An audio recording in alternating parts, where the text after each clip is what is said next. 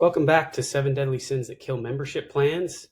Today we're going to be discussing sin number 3, and then it's that your plan is priced incorrectly.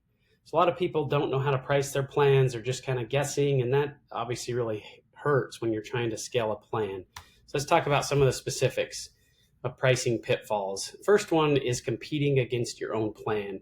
So what do I mean by that? A lot of offices, they'll have like a $99 exam cleaning x-ray special, or when you ask how much is it for a new patient without insurance to come in, they'll say things like, oh, well, we just charge them $99 or we give them a 25% discount. The problem is their plan ends up being more expensive than just this one-time transactional relationship. Your best deal should be to join the membership plan. It shouldn't be some other special or something like that. If you are doing specials to get patients in, you may have to do that as you're doing your marketing, but remember your membership plan should be a conversion retention tool, meaning if they come in for free exam and x-rays or they come in for some sort of a new patient special, make sure you're taking that new patient special and converting it into your plan. If your plan is a worse deal than just buying your services whenever the heck they feel like it, they're not going to buy your plan. Second one is your UCR fees aren't high enough or they haven't been updated in a while. If your UCR fees are in the 30, 40, 50th percentile and you want to give a 20% discount, it's going to be pretty hard to do that. So check your UCR fees. For your treatment, they've got to be in a range where you can actually afford to offer a discount so you're not losing too much money. A lack of confidence in your pricing. Again, a lot of offices, when you ask them, why are you priced that way? They don't really know. It's a coach told us, a consultant, we looked around. You might as well be throwing a dart at pricing. You don't really know why. And so then it's kind of, well, don't sell a membership plan unless you have to. And let's kind of hide it under the table. And if you don't want every single patient without insurance on your membership plan, then you've priced it incorrectly for your practice. The other thing I want to talk about is your best patients get the worst deal. It kills me, especially within network offices, that the insurance patients, which you really don't like insurance because of all the garbage, you don't get paid enough, you have to file claims, you have to do a whole bunch of things. But those patients get so much better deal than your best patients. Your best patients are cash pay patients. So you should be giving them somewhat of a deal so they don't go out on the marketplace and buy insurance. If you're punishing your best patients by charging them so much more than your in-network patients, you're going to become a really heavy PPO-driven practice. So think of your best patients. What can we offer them to attract, retain, convert more of those types of patients? Another problem with pricing we see is you have inaccurate numbers in your practice management software, so it ruins your KPIs.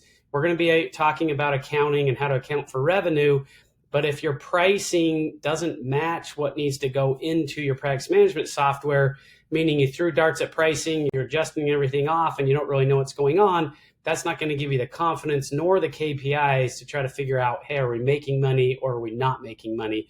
And then the last one, we've talked about the farming mentality. Does your pricing match the farming mentality?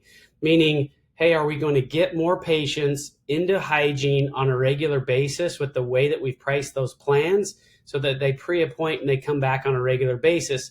If your pricing is prohibitive to that, meaning it's, well, hey, we're not going to give them any kind of better deal, it's going to be straight UCRs, or it's going to be something that we can't market because we put too many barriers for the patient to buy that plan. That's not the farming mentality. If you're just giving them a discount, huge discount for signing up, that's a discount plan like we talked about last time. So make sure your pricing is conducive so that you can get patients into hygiene on a regular basis. So some ways to solve those things. The best deal that you have should be your membership plan.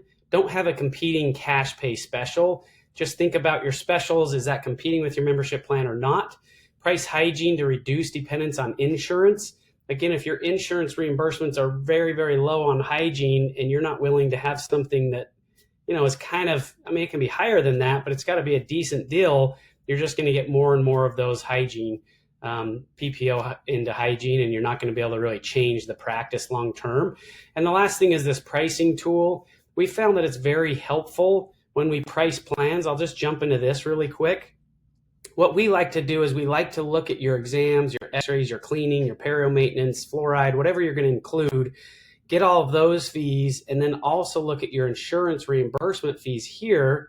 Once we have those, we found the best way to look at pricing is to kind of set up reimbursements, if you will, for services. What do you want to be paid when you do cleaning? What do you want to be paid when you do exams? What do you want to be paid when you do x-rays? You'll notice this recommended price down here changes depending on how much you want to be paid. So if you want to hit a $29 price point, that's fine. You can. Just realize that that means you're going to be making, more in this range for included services. And so once you have these accurate numbers, then you're going to be able to put these numbers in your practice management software and keep track of provider pay and keep track of different things that you need to. So we have this tool here. We spend about an hour with our offices going through these plans and helping them price them. If you're interested, you can also go to this web URL, dentalmenuonboarding.com. You can access that tool, you can play around with it, and you can work on pricing for your own plan. So hopefully these things help you to price it correctly. If you need help, reach out to us. We're happy to go through pricing with you, make sure things are set up the right way so that you can get lots of patients on it and not be worried that you haven't priced it correctly.